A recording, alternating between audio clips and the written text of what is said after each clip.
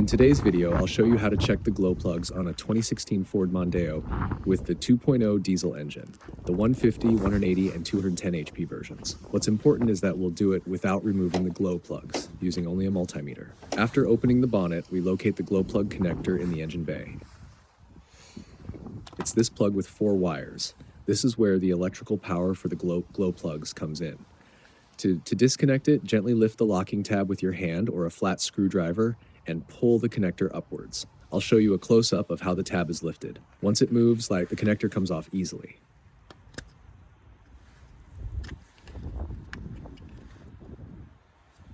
With the connector removed, we now have access to 4 pins, and each pin corresponds to 1 glow plug. Set your multimeter to measure resistance, ohms.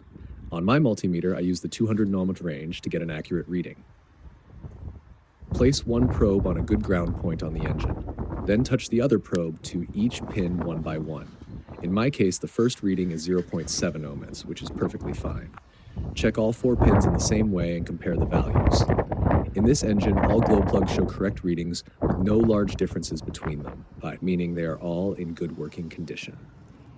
After the test, don't forget to reconnect the glow plug connector.